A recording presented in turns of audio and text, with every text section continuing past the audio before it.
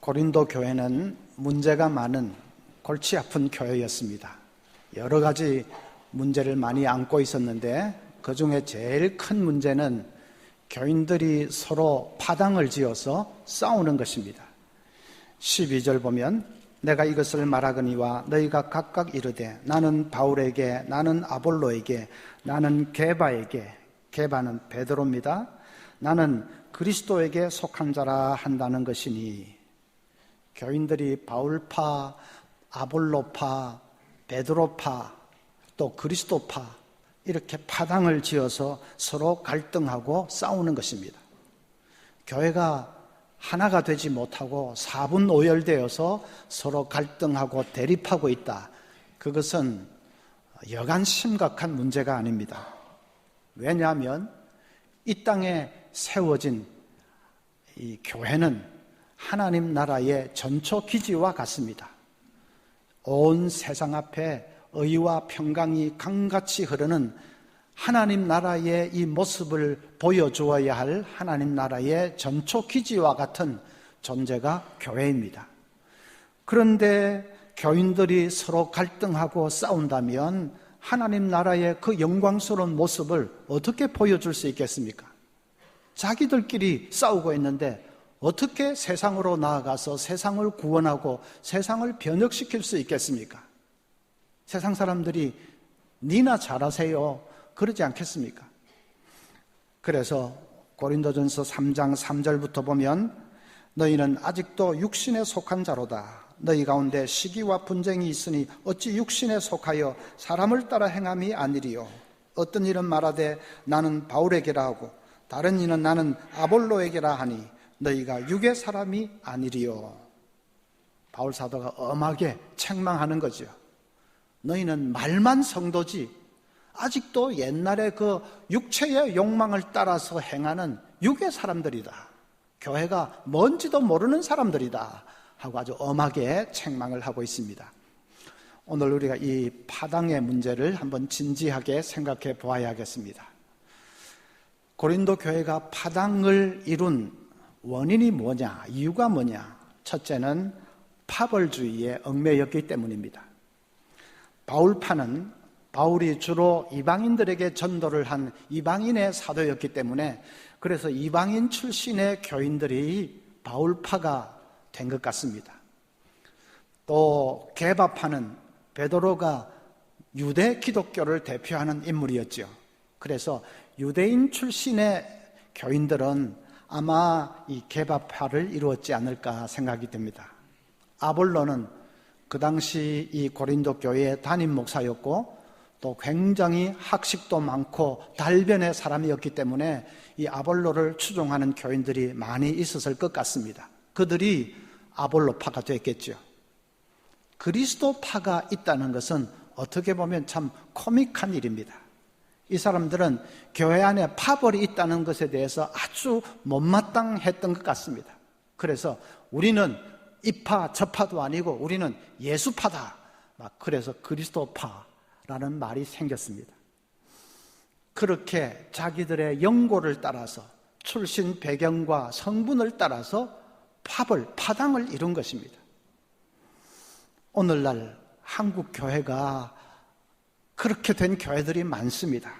어떤 교회는 목사파, 장로파로 나누어져서 싸웁니다. 어떤 교회는 담임 목사파, 원로 목사파 나누어져서 싸웁니다. 어떤 교회는 아버지와 아들이 싸우는데 아버지가 원로 목사님이고 아들이 담임 목사님. 그러면 그 관계를 극복을 못하고 부자간에도 싸우는 교회가 있습니다. 장로파, 안수집사파 그렇게 나뉘어져서 마치 조선시대의 노론, 소론 싸우듯이 그렇게 싸우는 교회도 있습니다. 경상도, 전라도, 이북파, 이남파, 또 뭐 좀 가진 사람, 못 가진 사람, 본래부터 있던 토박이, 밖에서 유입된 유입파, 온갖 장벽, 보이지 않는 장벽이 높이 쳐져 있는 그런 교회들이 많습니다.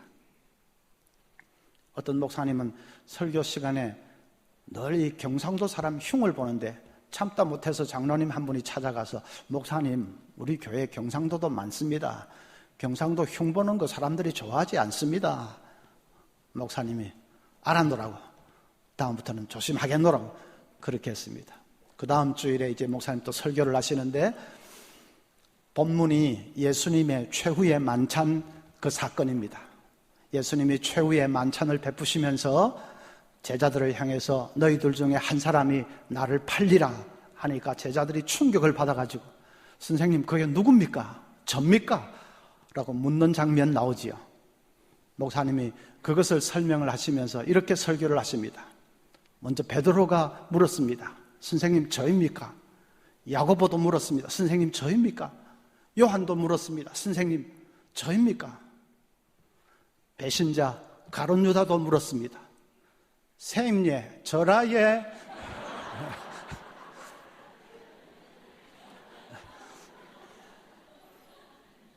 졸제 가룟 유다가 경상도 문둥이가 되어버렸습니다. 17세기를 대표하는 영적인 지도자 중에 매튜 헨리 목사가 있습니다. 그분이 젊었을 때에 어떤 자매와 사귀게 됐는데 그 자매가 이 매튜 헨리와 결혼하기로 결심을 하고는 아버지에게 얘기를 했습니다. 아버지가 불같이 화를 내면서 반대합니다. 그도 그럴 것이 이 자매는 귀족 출신인데 귀족 집안의 사람인데 그 매튜 헨리 청년은 이름도 없는 시골 출신이기 때문입니다. 아버지가 화를 내면서 그 자식 뭐하는 놈이야? 어디서 굴러들어온 놈이야? 그랬습니다. 딸이 이렇게 대답을 했습니다. 아빠, 저는 그 사람이 어디서 왔는지는 잘 몰라요. 그러나 어디로 가고 있는지는 분명히 압니다. 불후의 명답이지요. 어디서 왔는지는 잘 모른다. 그러나 어디로 가는지는 분명히 안다. 그래서 부모를 설득을 하고 마침내 결혼을 했습니다. 훗날에 그 청년은 역사상의 가장 탁월한 성경 주석가가 됐습니다. 매튜 헨리는 지금부터 350년 전 사람인데 지금도 많은 목사님들이 그분의 주석책을 의지해서 설교 준비할 정도로 탁월한 성경 주석가가 됐습니다. 처녀가 결혼하기를 잘한 것이지요. 정말 어디서 왔는지는 중요하지 않습니다. 우리가 장차 누릴 그 천국의 크고 놀라운 영광을 생각하면 그에 비하면 어디서 왔는지는 하나도 중요하지 않습니다. 경상도냐 전라도냐 부자냐 빈자냐 그게 무슨 중요합니까? 나와 함께 영원을 누릴 사람, 그것보다도 더 중요한 것은 없습니다. 우리가 구원받고 나면 많은 것이 이 변화가 되는데 그 중에 제일 먼저 찾아오는 변화는 다른 성도를 보는 이 관점이 달라집니다. 구원받기 전에는 늘 세상의 관점으로 보았습니다. 경상도냐 전라도냐 부자냐 빈자냐 식자냐 무식자냐 보수냐 진보냐 좌파냐 우파냐 늘 그런 관점으로 보았습니다. 그래서 늘 편가르기를 합니다. 그러나 구원받고 나면 이제 그 관점은 사라지고 영원의 관점으로 보기 시작합니다. 나와 함께 영원을 살 사람, 너무나 귀한 사람, 그렇게 보기 시작합니다. 그 사람 천국 백성으로 만들기 위해서 예수님이 죽으셨습니다. 예수님의 생명과 맞바꾼 사람, 너무나도 존귀한 사람, 영원을 함께 살 사람, 그렇게 보기 시작합니다. 관점이 그렇게 달라져 버리니까 다시 옛날 관점으로 돌아가서 무슨 세상 조건을 가지고 편가르기를 한다. 그건 생각도 할 수 없게 되는 것이죠. 조선 땅에 처음 교회가 세워지던 1893년 지금 태평로 롯데호텔 근처에 곤당골 교회라는 교회가 섰습니다. 현재의 이 승동교회의 전신입니다. 박성춘이라는 사람이 은혜를 받고 그 교회에 등록을 했습니다. 그런데 그가 백정 출신인 것을 알고는 온 교회가 벌컥 뒤집혔습니다. 왜냐하면 그 당시에 백정은 천민 중에서 천민입니다. 백정은 아무리 돈이 많아도 귀갓집에서 살 수 없고 비단 옷도 입을 수 없고, 백정은 상투 트는 것도 금지입니다. 백정에게 시집가는 여자는 가마가 아니라 널빤지에 앉아서 가야 했습니다. 그런 천하디 천한 백정하고 주일마다 같이 예배를 드리게 되었으니까 그냥 교인들이 발칵 뒤집어진 것입니다. 그래서 그 박성춘을 쫓아내라고 야단인데 담임 목사인 이 무어 선교사님은 꿈쩍도 하지 않습니다. 참다 못한 교인들이 그러면 우리가 나가겠다. 그래서 일부가 나가서 이웃에 홍문동 교회라는 다른 교회를 세워버렸습니다. 자, 그런데 세월이 흐르면서 이 나간 교인들이 점점 자신들의 잘못을 깨닫기 시작합니다. 말씀을 배우면 배울수록 교회란 그런 것이 아니라는 것을 알게 된 것입니다. 그런데 그 즈음에 본래 교회, 곤단골 교회에서 화재가 나서 예배당이 다 소실이 되어버렸습니다. 그 안타까운 소식을 들은 이 나간 사람들, 홍문동 교회 교인들이 그러면 교회 새로 건축할 때까지 우리와 함께 예배를 드리자 제안을 했습니다. 그동안 백정이, 곤단골 교회는 백정이 더 전도가 되어가 들어와서 백정만 20명이 넘는데 그 개의치 않고 같이 예배를 드리자 한 것입니다. 우리 선조들 좋은 점이 그겁니다. 아직 신앙이 어려가지고 실수하고 잘못하고 할 수도 있지만 그 다음에 말씀을 배워서 깨달으면 그러면 철저하게 회개하고 정말 어린아이처럼 그 말씀대로 순종하는 것입니다. 백정이 싫다고 나간 교인들이 이제 자기 잘못을 깨닫고 지금 백정이 20명도 더 되는데 같이 예배를 드리자고 제안을 한 것입니다. 그런데 그것만 해도 놀라운 일인데 이 곤단골 교회에는 정말 기절초풍할 일이 일어났습니다. 거기에 이재선이라고 하는 고종임금의 사촌이 등록을 했습니다. 나중에 교회에서 장로 선출을 하는데 이재선과 박성춘이 나란히 장로로 선출이 되었습니다. 왕족과 백정이 한 교회에서 같이 장로가 된 것입니다. 그래서 서로 머리를 맞대고 교회 일을 의논하고 교회를 섬기면서 함께 교회를 이끌어간 것입니다. 그것이 이 땅에 세워진 교회의 초창기 교회의 모습이었습니다. 왕족과 백정이라고 하는 그 엄청난 장벽이 교회 안에서는 그냥 무너져 버렸습니다. 가진 자, 못 가진 자, 배운 자, 못 배운 자, 남자와 여자, 주인과 노비, 온갖 차별과 온갖 장벽이 교회 안에서는 다 무너져 버렸습니다. 마치 용광로처럼 십자가의 사랑 안에서 다 녹아서 모두가 하나가 되었습니다. 그 놀라운 사랑을 안고 교회는 세상을 향해서 나아갔습니다. 조선 말기에 그 갈갈이 찢겨진 백성들의 마음을 교회가 어루만졌습니다. 상처받고 짓밟히고 아무 희망도 꿈도 없는 그 모든 백성들을 교회가 을싸안았습니다. 그래서 사람들이 교회로 몰려들게 된 것입니다. 그 아름다운 이 선조들의 전통을 오늘날 한국 교회가 되살릴 수 있으면 얼마나 좋겠습니까? 여러분, 정말 우리가 조상들의 신앙의 100분의 1, 1000분의 1만 본받을 수 있다면 한국 교회는 완전히 달라질 것입니다.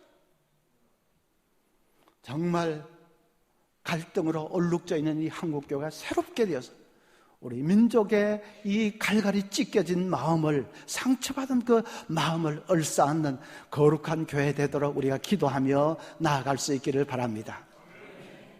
또 둘째는 고린도 교회가 왜 그렇게 파당이 생겼느냐? 지엽적인 것에 치중했기 때문입니다. 고린도 교인들은 자기는 아무개한테 세례받았다, 그걸 늘 내세웠습니다. 나는 바울에게 세례받았다, 나는 이레베도 베드로에게 세례받은 사람이야, 나는 아볼로에게 세례받았어. 그것을 자랑하고 그것을 내세웠습니다. 그것이 이 파당이 생기는 한 요인이 되었습니다. 바울 사도가 그런 태도를 엄하게 책망합니다. 14절부터 보면 나는 그리스보와 가이오 외에는 너희 중 아무에게도 내가 세례를 베풀지 아니한 것을 감사하노니 이는 아무도 나의 이름으로 세례를 받았다 말하지 못하게 하려 함이라. 너희들이 나에게 세례받았다는 것을 자랑하고 다닌다면 차라리 나는 그리스도 가이오 두 사람 외에는 세례 안 베풀기를 천만다행으로 잘했다, 그런 말이죠. 왜 쓸데없이 그런 거 자랑하고 다니느냐? 내가 누구에게 세례받았다 하는 것은 아주 지엽적인 문제입니다. 17절 보면 그리스도께서 나를 보내심은 세례를 베풀게 하려 하심이 아니요 오직 복음을 전하게 하려 하심이로되, 복음을 전해서 생명을 살리는 그 일에 비하면 세례 베푸는 것은 지극히 작은 지엽적인 문제입니다.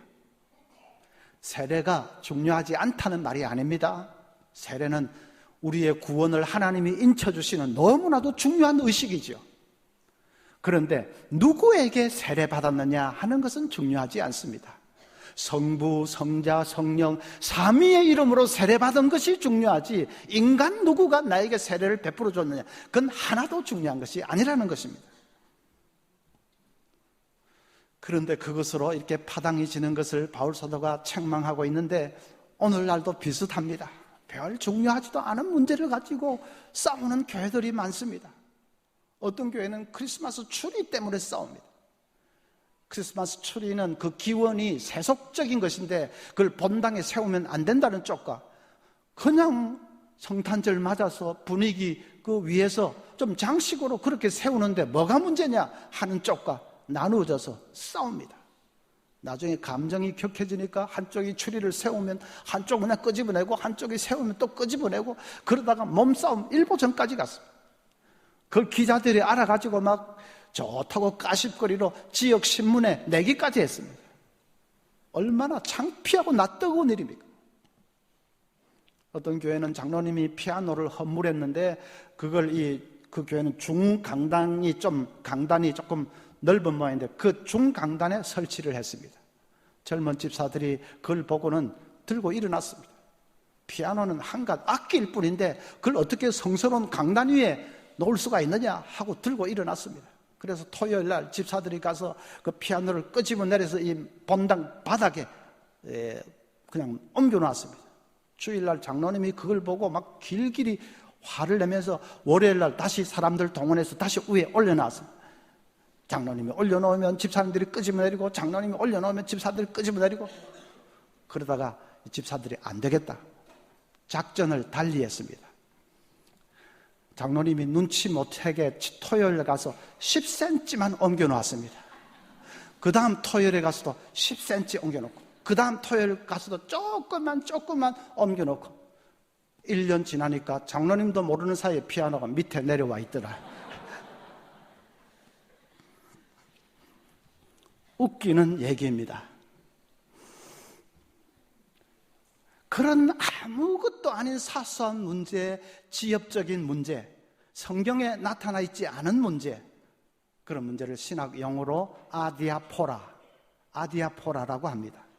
크리스마스 추리를 본당에 세워도 되느냐 안 되느냐, 피아노를 강단 위에 놓아도 되느냐 안 되느냐는 성경에 나타나 있지 않습니다. 아디아포라입니다. 주일 오후 예배 드리는 것이 맞나, 밤 예배 드리는 것이 맞나, 예배 드릴 때에 무슨 그냥 기타를 쳐도 되나 안 되나, 예배 드릴 때 막 손을 올리고 박수치고 하는 것이 좋으냐 안 좋으냐, 주일날 뭘 사 먹어도 되냐 안 되냐, 담배를 피워도 되냐 안 되냐, 그런 것은 다 성경에 명확히 나와 있지 않습니다. 아디아포라입니다. 그런 아디아포라에 대해서는 너무 자기 주장을 내세우면 안 됩니다.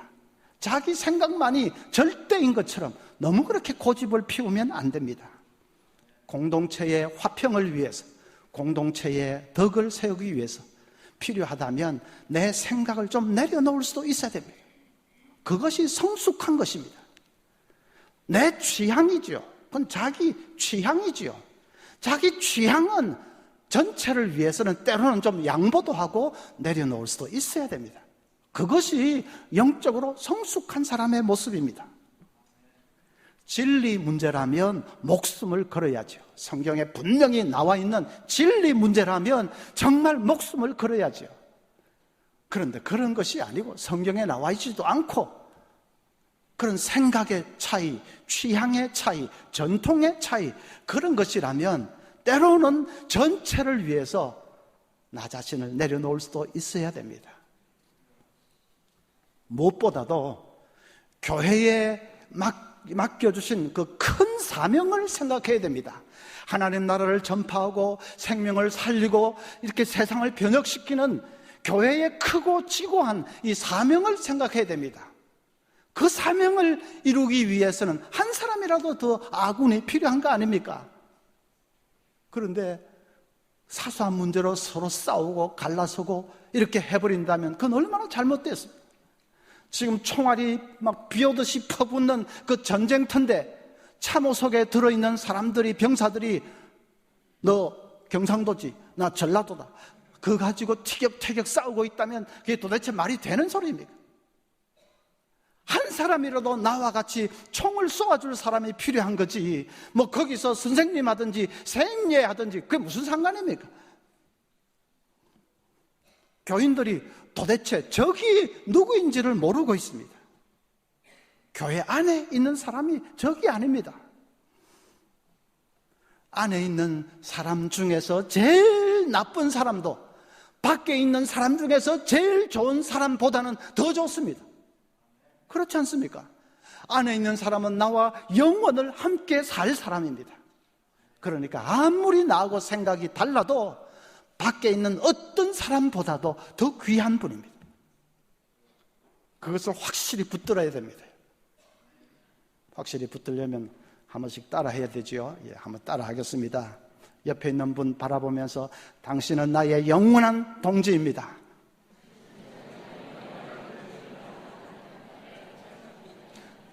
떨떠름한 표정을 하지 말고 좀 힘차게 한번 해보십시다. 당신은 밖에 어떤 사람보다 귀한 분입니다.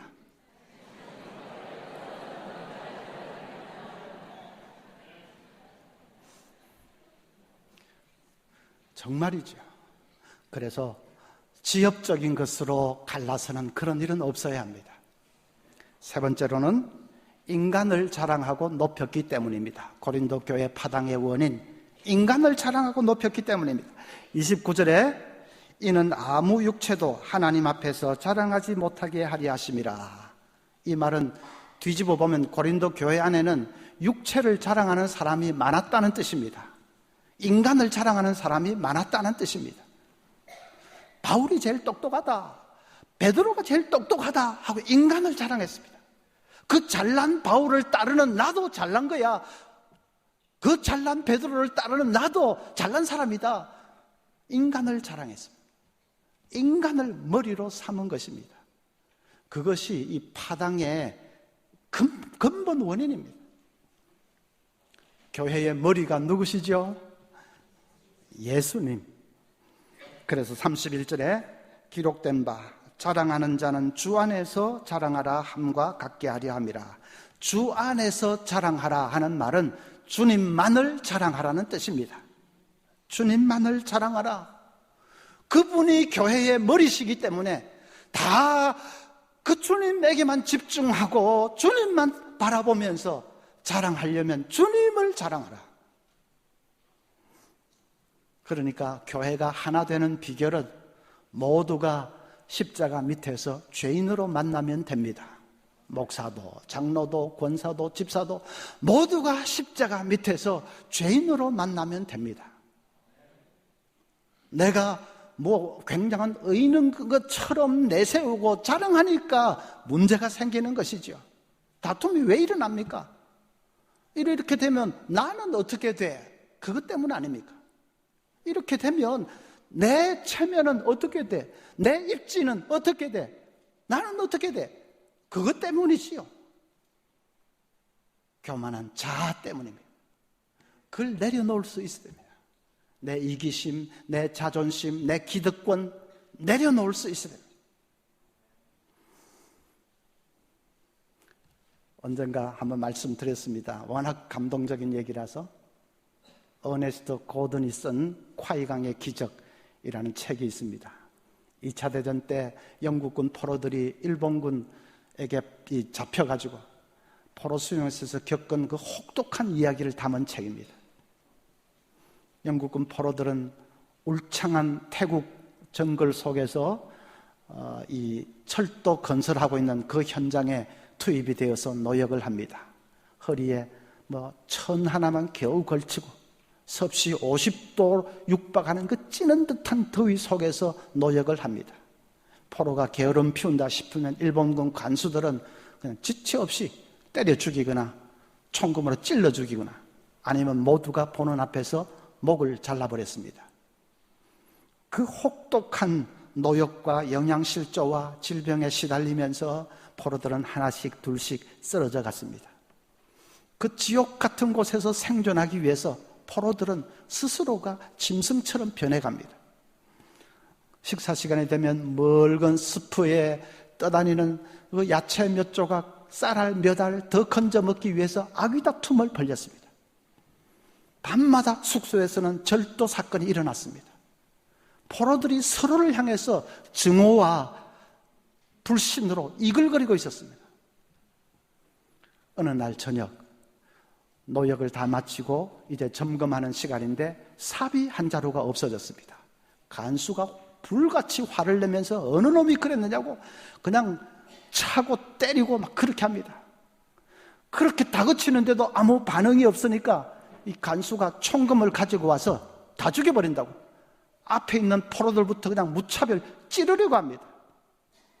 그 위기의 순간에 저기서 포로 하나가 앞으로 나오더니 제가 그랬습니다. 자백을 합니다.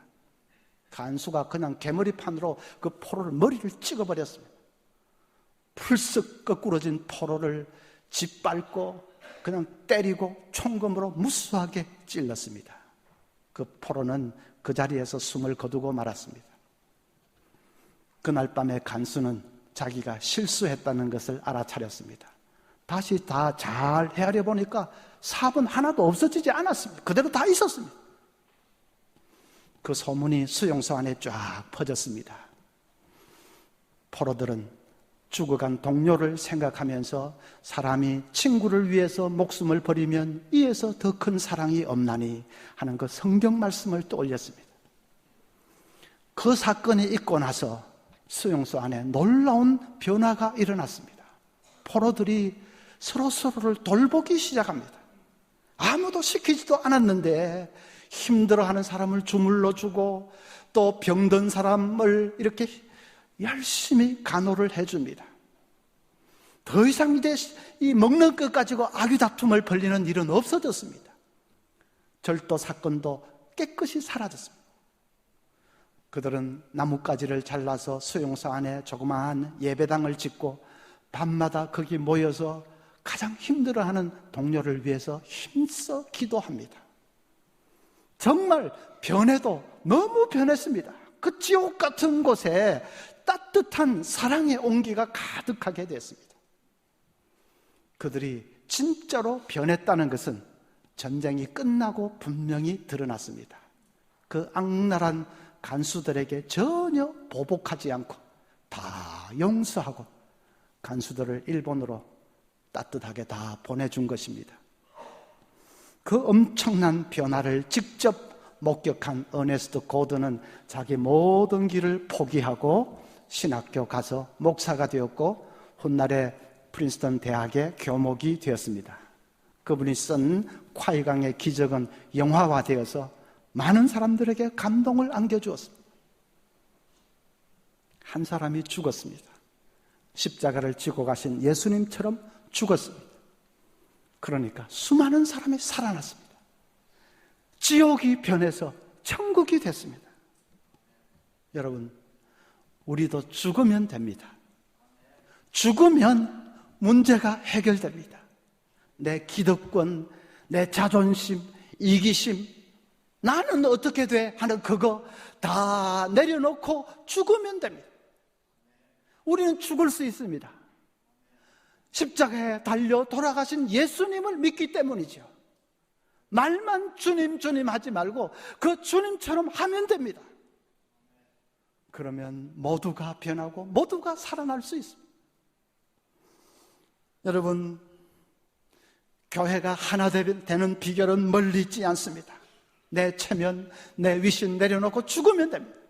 지방의 어느 교회는 담임 목사, 원로 목사 사이에 싸움이 일어나서 교인들이 2,000명이 넘게 떠나갔다고 합니다. 교인들이 떠나갈 때 그냥 떠나갑니까? 가슴을 치면서 피눈물을 흘리면서 떠나갑니다. 그것도 해결될 수 있는 것이었습니다. 담임 목사든 원로 목사든 누구 한 사람은 죽으면 해결될 수 있는 문제였습니다. 죽지 않으니까 교회가 그런 생지옥이 되는 거 아닙니까? 목사들, 장로들 죄가 큽니다. 오늘 우리 서문교회 큰 파당의 문제, 분열의 문제 없는 거 너무나도 감사합니다. 그러나 자만하지 말고 우리가 정말 예수님의 사랑 안에서 완전히 녹아서 하나 되는 그런 거룩한 공동체 되도록 사모하면서 나아가야 되겠습니다. 그리고 이제 그 사랑으로 상처받은 세상을 얼싸안고 세상을 변화시키는 그 사명 감당하도록 우리가 사모하면서 나아가야 되겠습니다. 우리뿐 아니라 한국교회, 말도 많고 탈도 많은 이 한국교회 변화되어서 한국교회가 하나 되어서 이 이념, 대립, 온갖 이익집단들의 대립과 갈등으로 갈갈이 찢긴 이 사회를 보듬어 안는 그런 진정한 세상의 희망이 되는 교회 될 수 있도록 우리가 기도하면서 함께 나아갈 수 있기를 바랍니다.